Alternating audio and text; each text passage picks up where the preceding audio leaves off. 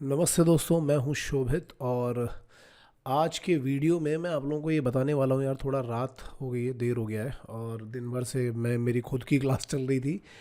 और अभी मुझे पता चला कि आईएमयू का ब्रोशर आ गया। सारे स्टूडेंट शेयर कर रहे हैं कि सर यहाँ से ब्रोशर मिला, वहाँ से ब्रोशर मिला। तो मैं आप सभी लोगों को लेकर के आ गया हूँ यहाँ पे imu.edu.in पे। ये वाली वेबसाइट आप सभी लोगों को पहले से ही पता होगी, कई बार बता चुका हूँ। जैसे यहाँ पे जाओगे तो बड़ा बड़ा दिखाई पड़ रहा है एडमिशन 2022 एंड 23, मतलब 2022-23 वाला है। यहाँ पे जाकर के जैसे ही आप क्लिक करोगे तो आपके पास ये वाली विंडो खुल के आएगी। ये सारे काम मैं पहले ही कर चुका हूँ, तो इसलिए आपको डायरेक्टली ऐसे बता रहा हूँ। ये इसलिए बता रहा हूँ ताकि आपको ये पता चले कि ब्रोशर मिलेगा कहाँ। तो जब आप इस पेज पे आओगे तो ऊपर ही लिखा हुआ है डाउनलोड ब्रोशर। यहाँ पे जब आप क्लिक करोगे तो मैंने ब्रोशर ऑलरेडी डाउनलोड कर रखा है और मैंने इसको यहाँ पे अपने पास ओपन भी कर लिया है। अब ब्रोशर है काफ़ी बड़ा सा, अगर आप ध्यान से देखोगे तो करीब 62 पन्ने का, मतलब कि 62 पेजेस का ब्रोशर है। हम पूरे 62 पेजेस में इंटरेस्टेड फ़िलहाल तो नहीं है, क्योंकि 62 पेजेस में जाएंगे तो ये 2 घंटे का वीडियो बन जाएगा। हमें 2 घंटे की वीडियो में कोई इंटरेस्ट नहीं है। हम देखेंगे कुछ इंपॉर्टेंट पॉइंट जो हमारे लिए काम के हैं। मैंने उनको हाईलाइट कर रखा है। पहला पेज ये है जहाँ पे हमें काम की चीज़ मिल रही है। ये वो वाला पेज है जहाँ पे BSc nautical science, BTech, DNS इनका क्राइटेरिया है। तो ये कौन सा पेज नंबर है? अगर आप देखोगे तो पेज नंबर 9 और 10 पे आपको जाना चाहिए। पेज नंबर 9 और 10 पे आपको एलिजिबिलिटी क्राइटेरिया मिल जाएगा। ये डीएनएस का मैंने निकाला हुआ है। इसी के ऊपर, जस्ट इसके ऊपर बीएससी का है और उसके ऊपर बीटेक का होगा। तो ये 1-2 पेजेस में आपको सब मिल जाएगा। मैं पढ़ के बता देता हूँ, कोई ख़ास बदलाव नहीं हुए इसमें। जैसे डीएनएस का क्राइटेरिया है तो 10+2 या उसके इक्विवेलेंट होना चाहिए। फिजिक्स, केमिस्ट्री, मैथ्स में पीसीएम, जैसे हम बोलते हैं, बहुत बच्चों को पीसीएम ही नहीं समझ में आता है। तो वो उनको लगता है कि पीसीएम का मतलब वो सारे सब्जेक्ट की बात कर रहे हैं। पीसीएम का मतलब फिजिक्स, केमिस्ट्री, मैथ्स में एवरेज मिनिमम 60% होना चाहिए, with minimum 50% marks in English subject in 10th और 12th है। 10th एंड 12th नहीं है।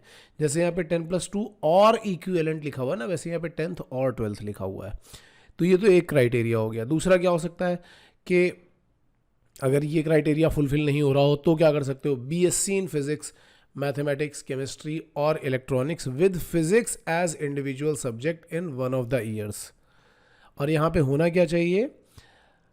55% यानी 55% से कम नहीं होना चाहिए। इसके अलावा और क्या हो सकता है? बीई बीटेक किया हो आपने, कहाँ से किया हो? आईआईटी से किया हो या किसी भी एआईसीटी अप्रूव्ड कॉलेज से किया हो और वहाँ पे 50% से कम नहीं होना चाहिए। मैरिटल स्टेटस अनमैरिड रहना चाहिए और जो भी स्टूडेंट है उसके 50% मार्क्स होने चाहिए। किसमें? इंग्लिश में 10th या फिर 12th या फिर डिग्री एग्जामिनेशन में। मिनिमम एज का क्राइटेरिया इसमें कुछ नहीं दिखाया जा रहा। मैक्सिमम एज का क्राइटेरिया यहाँ पे दिखाया गया है, जिसमें बताया गया कि मेल के लिए जनरल जो है वो 25 साल का होना चाहिए, ओबीसी के लिए 28 का हो सकता है, एससी एसटी के लिए 30 ईयर्स का भी हो सकता है। फीमेल का जनरल का क्राइटेरिया 27 ईयर्स है। फीमेल्स को कुछ ज़्यादा पर्क्स मिल रहे हैं। ओबीसी में 30 ईयर्स है और एससी एसटी के लिए 32 ईयर्स भी हो सकता है। The reference date for calculation of the age will be from the date of commencement of the academic session 1 August of 2022। ठीक है, कुछ रिलैक्सेशन दिए गए हैं। एलिजिबिलिटी मेडिकल का दिया गया है। देखो, आप सभी लोगों को पता होगा कि डीजीएस अप्रूव्ड डॉक्टर हैं लगभग बड़े बड़े शहरों में। हर बड़े शहर में आपको क्या करना है, आप जा कर के गूगल पे सर्च करो डीजीएस अप्रूव्ड डॉक्टर और वो आपको आपके शहर के आसपास कहीं ना कहीं मिल जाएंगे। तो उनके पास जा कर के डिस्कस कर सकते हो। बीबीए वाली चीज़ों पे हम नहीं जा रहे हैं, इसको मैंने क्रॉस लगा दिया। चलो हटा देता हूँ क्रॉस। आगे हम ये देखते हैं कि आगे हमारे मतलब की और क्या चीज़ें हैं, कौन से पॉइंट हमें और डिस्कस करने चाहिए। तो दूसरा जो मार्क मैंने लगाया था वो लगाया था पेज नंबर 15 पे। पेज नंबर 15 में मार्क मैंने इसलिए लगाया था ताकि मैं आपको ये दिखा सकूं कि जो एफिलिएटेड इंस्टीट्यूट हैं, आईएमयू से एफिलिएटेड इंस्टीट्यूट हैं, वो कौन से हैं। तो उसमें ये Anglo eastern, applied research, CMC, ठीक है, कॉलेज ऑफ शिक टेक्नोलॉजी और बहुत सारे कॉलेजेस लिखे हुए हैं। यहाँ पे नीचे काफ़ी सारे कॉलेजेस लिखे हुए हैं। उनकी सीट्स लिखी हुई हैं अगस्त बैच के लिए और फेब बैच के लिए, दोनों बैचेस के लिए सीट लिखी हुई हैं। तो आप यहाँ से देख करके समझ सकते हो, ठीक है, कौन से कॉलेजेस हैं, क्या क्या सीट्स हैं। इसके अलावा यहाँ पे एक चीज़ और देखते हैं, हमारे मतलब की चीज़ है कि जो BSc, BTech, BE, ME, BTech, NAOE, DNS, ये जो अगस्त और फैब दोनों के लिए एक ही एग्ज़ाम हो रहा है, ये याद रखना। सीईटी के थ्रू मिलेगा, CET UG technical course, exam का नाम है सीईटी यूजी टेक्निकल कोर्स, और बेसिस क्या होगा, एमयू का रैंक सर्टिफिकेट। पहले वाले जो 3 सीईटी है, मतलब पहले 3 से अपने को लेना देना नहीं, हम पहले एक की बात कर रहे हैं क्योंकि हमारे पास जो स्टूडेंट है वो इसी से रिलेटेड है। उनके लिए क्या हुआ, लिखा हुआ है कि the first 3 CET mentioned above are scheduled to be conducted at the same time on same date. The date of CT is 29th May 2022 Sunday, clearly लिखा हुआ है 29 मई को सेम डेट और सेम टाइम पे ये एग्जाम लिया जाएगा। आगे वाले दोनों पॉइंट में हम इंटरेस्ट नहीं रखते हैं, अगर आप पढ़ना चाहो तो पढ़ना तो वैसे पूरा ही चाहिए, तो आप वो भी पढ़ सकते हो, फिलहाल हमें कोई इंटरेस्ट नहीं है वहाँ पे। तो मैं इसके बाद जा रहा हूँ इसके नेक्स्ट पेज पे, थोड़ा इंटरेस्टिंग रहेगा नेक्स्ट पेज। तो ऑनलाइन कॉमन एंट्रेंस टेस्ट की जो डिटेल है, जो यूजी टेक्निकल वाला है, जो हमारे काम का है, उसकी डिटेल क्या है, उसमें सबसे पहले लिख दिया गया कि 200 क्वेश्चन आएंगे। क्वेश्चन किस पे होंगे, English, general aptitude, physics, chemistry, mathematics. साथ में लिखा हुआ है 12th ग्रेड या +2 लेवल या इंटरमीडिएट या इक्विवेलेंट लेवल। तो बहुत लोग सोचते हैं कि केवल 12th क्लास से ही पूछा जाएगा, नहीं भाई, 12th और 11th दोनों से ही क्वेश्चन आते हैं, याद रखना। ये किसके लिए है, BTech marine engineering, BSc nautical science, diploma nautical science, दोनों बैचेस के लिए एक ही एग्जाम, डबल स्टार लगाया गया है। Candidate desirous of admission to DNS Feb 23 batch are required to take this CET. भाई देखो, ये थोड़ा सा खतरनाक काम हो गया क्योंकि एक तो सीईटी रख दिया गया है मई में, अब सीबीएसई वालों के चल रहे हैं एग्ज़ाम, तो उन बेचारों के साथ ये बहुत ही गलत काम कर दिया गया है। पिछले साल सीबीएसई वाले बहुत खुश थे क्योंकि उनको नंबर मिल गए थे फ्री में, ठीक है, तो उस समय वो बहुत खुश थे। लेकिन इस बार, अब देखो, मैं हर बार यही बोलता हूँ ना कि जो भी डिसीजन होते हैं उनमें कुछ बच्चे पिस जाते हैं। इस बार बेचारे सीबीएसई वाले बच्चों के साथ बहुत ही बुरा हो गया है क्योंकि उसी ड्यूरेशन में उनके बोर्ड के एग्ज़ाम चल रहे हैं और उसी ड्यूरेशन में सीईटी भी रख दिया गया है, और उनके लिए दिसंबर की कोई चॉइस भी नहीं रखी गई। उनके लिए दिसंबर की कोई चॉइस भी नहीं रखी गई, उनको ये बोला जा रहा है कि यही एग्ज़ाम देना पड़ेगा, इसी के बेसिस पे दिसंबर में भी एडमिशन मिलेगा, ठीक है। तो बड़ा, मतलब अगर देखा जाए तो बहुत सारे बच्चे तो सीबीएसई बोर्ड के ही होते हैं, हालांकि बिहार बोर्ड के, महाराष्ट्र बोर्ड के, राजस्थान बोर्ड के भी होते हैं, लेकिन काफ़ी बच्चे सीबीएसई बोर्ड के भी होते हैं। उनके साथ ये काफ़ी गलत काम हो रहा है, तो उनको एक बार मेल करके ये बात ज़रूर बोलनी चाहिए यार कि हमारे लिए दिसंबर में तो एटलीस्ट एग्ज़ाम करवाओ। अच्छा, एमबीए प्रोग्राम और पीजी टेक्निकल के लिए मैं इंटरेस्टेड नहीं हूँ, इसलिए वो पॉइंट्स को मैं नहीं देख रहा हूँ। मैं आगे चलता हूँ, आगे देखता हूँ, कुछ और इंपॉर्टेंट पॉइंट्स दिखाई पड़ रहे हैं। अच्छा देखो, इसमें क्या चीज़ है, इसमें एक बहुत बड़ा कन्फ्यूजन हो रहा है, बच्चों को समझ नहीं आ रहा। पहली बात, यहाँ पे जैसे फर्स्ट सीजी की था, वो सीईटी था, उसमें दिखा दिया 200 क्वेश्चन है, टाइमिंग इसमें नहीं बताई गई। इसमें ये नहीं बताया गया कि 2 घंटे का टेस्ट है, 3 घंटे का, ठीक है, बाकी कहानी लिखी है। दूसरे सीईटी के बारे में नंबर ऑफ क्वेश्चन बता दिया, यहाँ भी टाइमिंग नहीं बताई। तीसरी सीईटी के बारे में भी नंबर ऑफ क्वेश्चन बता दिया, यहाँ भी टाइमिंग नहीं बताई। लेकिन जब ये चौथे सीईटी पे आते हैं तो ये क्या बोलते हैं कि यहाँ पे CET for research program will have 2 parts, 3 घंटे का इसके लिए वो 3 घंटे का टाइम बता रहे हैं। इसमें बोल रहे हैं 2 घंटा इसका होगा, 1 घंटा इसका होगा। बाकी किसी के लिए टाइमिंग नहीं बताई थी, केवल चौथे वाले के लिए, रिसर्च प्रोग्राम के लिए इन्होंने टाइमिंग बताई। और रिसर्च प्रोग्राम में part 2 will start immediately after completion of part 1, ये बोल दिया गया, ठीक है। अच्छा, अब चौथे वाले की इंफॉर्मेशन यहाँ पे ख़त्म हो जाती है यहाँ, और ये बहुत इंपॉर्टेंट पॉइंट है भाई, यहाँ पे ही सभी लोगों की वाट लगने वाली है, ध्यान से सुन लेना।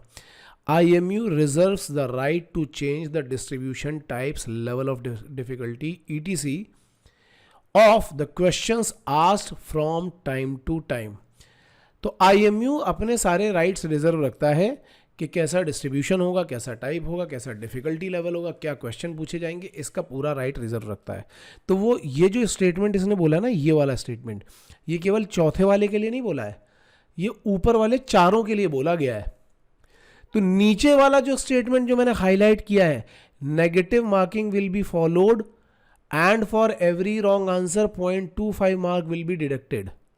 बहुत बच्चे ये समझ रहे हैं कि ये चौथे वाले पॉइंट के लिए, लेकिन मेरे हिसाब से ये शायद पहले वाले चारों के लिए है। अगर चौथे वाले एग्जाम के लिए ही है तो बहुत अच्छी बात है, मतलब इट में भी पॉसिबल कि मैं गलत हूं, और मैं चाहता हूं कि मैं ही गलत हूं। लेकिन मेरा सजेशन ये, क्योंकि मुझे ऐसा लग रहा है कि ये 4 एग्जाम के एकदम एंड में लिखा गया है, negative marking will be followed and for every wrong answer, और वो भी किसके बाद लिखा गया है, एक जनरल स्टेटमेंट के बाद लिखा गया है। तो मुझे ऐसा लग रहा है कि ये चारों के लिए रखी गई है नेगेटिव मार्किंग, ऐसा मुझे लग रहा है। आपको क्या लगता है कमेंट सेक्शन में ज़रूर बताना। बल्कि मैं ये सजेस्ट करूंगा कि अगर आप लोग मेल करो IMU को और कंफर्म करो कि क्या ये फर्स्ट वाले IMU CT के लिए भी है या नहीं है, मतलब इसके लिए भी है अंडर ग्रेजुएट प्रोग्राम। इसको ऐसे ही लिखना, CET UG टेक्निकल कोर्स के लिए है या नहीं है, क्योंकि मुझे लग रहा है कि ऐसा है, नेगेटिव मार्किंग मुझे लग रहा है कि है। ठीक है, क्यों लग रहा है ऐसा, उसका रीज़न मैंने बताया कि इसके ऊपर एक जनरल स्टेटमेंट लिखा है, जनरल स्टेटमेंट ऊपर वाले चारों IMU CT के लिए लिखा गया है, इसलिए ये भी उसके लिए लिखा गया है। और उसके बाद ये इशू ऑफ रैंक सर्टिफिकेट, तो रैंक सर्टिफिकेट कैसे इशू किया जाएगा after conduct of IMU CT। IMU एक रैंक सर्टिफिकेट इशू करेगा, ठीक है, जिसके बेसिस पे सब जगह एडमिशन वगैरह होंगे। For PhD separate ranks mechanism will be followed, तो ये भी एक जनरल स्टेटमेंट है। इंपॉर्टेंट नोट क्या है, in the event of any unforeseen circumstances IMU reserve the right to conduct the common entrance test in any mode, मतलब वो centre base हो सकता है या प्रॉक्टर बेस हो सकता है या कोई और मोड भी हो सकता है। सेंटर बेस मतलब आपको सेंटर पे जाकर के ऑनलाइन एग्जाम लिखना पड़ेगा, प्रॉक्टर्ड बेस मतलब आपको घर पे रह करके लिखना पड़ेगा, या अगर कोई और मोड भी होगा तो, और अगर कोई और दूसरे सूटेबल ऑप्शन लेने होंगे तो ये सारे राइट्स जो हैं वो IMU के पास रिजर्व्ड हैं, पिछली बार भी लिखा हुआ था। The rank certificate is valid for this particular academic session only. देखो ये पॉइंट बड़ा इंपॉर्टेंट है। कुछ लोग क्या कर रहे हैं, पिछले साल का रैंक सर्टिफिकेट लेकर के घूम रहे हैं और वो सोच रहे हैं कि इस बार के IMU में भी उसी से ही हमें मिल जाएगा सिलेक्शन। तो भाई आप गलत हो। इस बार जो एग्ज़ाम होगा वो एग्ज़ाम जो रैंक सर्टिफिकेट इशू करेगा उससे आपको इस बार के अगस्त बैच में और नेक्स्ट ईयर के फेब बैच में एडमिशन मिलेगा। ये क्लियरली इन्होंने हाईलाइट किया है, मतलब मैंने भी हाईलाइट किया है इसमें, यहाँ पे क्लियरली लिखा हुआ है कि for DNS course the CET rank certificate will be valid for Feb 23, मतलब इस साल वाला और अगले साल वाला 23 वाला, दो के लिए रहेगा ये। अच्छा, इसके बाद मुझे लगता है कि और कोई, हाँ एक पॉइंट ये भी है। हाँ, ये पॉइंट मुझे समझ नहीं आया कि मतलब मुझे लग रहा है कि प्रिंटिंग मिस्टेक है, और ऑब्वियसली है भी, क्योंकि यहाँ पे पता नहीं क्यों इन्होंने लिख दिया है कि computer based CET are scheduled to be held in CBT यानी computer based test mode in one batch on this from 11 to 1 PM। तो ये क्यों लिखा ये मुझे नहीं समझ में आ रहा है, ये इसका क्या रीज़न है, क्योंकि 29 तारीख इन्होंने हर जगह लिखी हुई है और मुझे ऐसा लग रहा है कि 3 घंटे का टेस्ट होता है, तो ये 11 से 1 का क्यों लिखा हुआ है। ये डेफिनेटली एक प्रिंटिंग मिस्टेक है ऐसा मुझे लग रहा है, या हो सकता है कि प्रिंटिंग मिस्टेक ना भी हो। तो जो भी होगा ये भी हमें एक बार उनसे कंफर्म करके देखना चाहिए कि ब्रोशर में भाई ये गड़बड़ है, शायद प्रिंटिंग मिस्टेक है ऐसा लग रहा है। ये भी मेल करके एक बार चेक करना पड़ेगा फॉर श्योर। इसके अलावा तो मुझे और कुछ इसमें ख़ास नहीं दिखाई पड़ा। एक चीज़, हाँ एक चीज़ और ख़ास दिखाई पड़ी थी जिसको मैंने हाईलाइट कर रखा है, तो वो ये है जो इम्पॉर्टेंट डेट्स हैं। अच्छा, ये इंपॉर्टेंट डेट्स भी आपको सारी चीज़ें बता देंगी कि date of commencement of online IMU CT वो उन्होंने लिखा हुआ है कि 29 मार्च से ये स्टार्ट हो जाएगा। Date of commencement of online registration of application, तो ऑनलाइन रजिस्ट्रेशन जो है वो 29 मार्च से स्टार्ट हो जाएगा।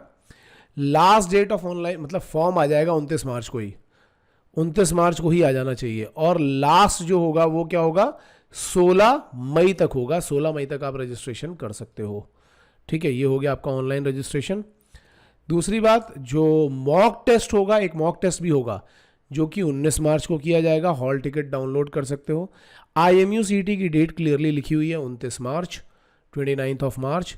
उसके बाद रिजल्ट जो है वो 3 जून को आ जाएगा। ठीक है, फिर बाकी की सारी डेट्स हैं कि ऑनलाइन काउंसलिंग कब होगी, last date of registration of counselling क्या होगा, फर्स्ट लिस्ट कब आएगी, सेकंड, सारी चीज़ें इसमें लिखी हुई हैं। तो ये आप एक बार देख सकते हो। काउंसलिंग जब होगी तब मैं काउंसलिंग का प्रोसीजर भी आप लोगों को एक्सप्लेन करवा दूंगा। तो मेरे ख्याल से मुझे लगता है कि जो भी चीज़ें मुझे बतानी थी वो मैंने सारी की सारी बता दी हैं। एक चीज़ मैं आप लोगों को और बताना चाहता हूँ भाई कि इस बार का एग्ज़ाम जो है डिफ़िकल्ट हो सकता है, सेंटर बेस्ड है, डिफ़िकल्ट हो सकता है, लेकिन आपको याद रखना है कि डिफ़िकल्ट हो या इजी हो ये सबके लिए एक जैसा है। तो आपको अपनी सिचुएशन का, जो भी सिचुएशन है, जो भी सर्कमस्टांसेस है, उसका फ़ायदा उठाना है, उससे डर के भागने के बजाय। ठीक है, अच्छा, एक चीज़ और बता रहा हूँ कि हम लोगों ने जो बैच स्टार्ट किया था उसका एडमिशन का मतलब हम कवर अप दे सकते हैं। अगर आप कल तक यानी संडे तक यानी 27 मार्च तक अगर एडमिशन लेते हो तो हम आपका कवर अप की गारंटी दे सकते हैं। अगर आप उसके बाद एडमिशन लेते हो तो हम फिर यही बोल पाएंगे कि आपको कवर अप खुद करना पड़ेगा by using the video lectures. Okay, so अगर आपको ये बैच ज्वाइन करना है तो आप हमारे ऐप पे जा सकते हो। ऐप पे जाने के बाद वहाँ पे IAB3 नाम का एक बैच है, वहाँ पे डायरेक्टली परचेज कर सकते हो, या फिर आप हमें कॉल कर सकते हो 9140191138 पर। इसमें जितनी भी चीज़ें पूछी गई हैं, जितनी भी चीज़ें बताई गई हैं, वो सारी की सारी मैंने एक्सप्लेन कर दी। अगर आपको और भी कुछ डाउट आ रहे हैं तो नीचे कमेंट सेक्शन में आकर के ज़रूर बोलना। और थोड़ी सी स्ट्रेटजीज अभी बची हुई थी, जैसे कि केमिस्ट्री की स्ट्रेटजी मैंने नहीं बताई थी, मैंने मैथ्स और फिजिक्स की बताई थी। केमिस्ट्री बचा हुआ है, इंग्लिश बचा हुआ है और एप्टीट्यूड बचा है। तो नेक्स्ट टाइम मैं आगे आने वाले वीडियोस में उनको भी कवर करूँगा। तब तक के लिए all the best guys, all the best. घर पे रहो, पढ़ाई करो and be positive, peak energy state में रहो।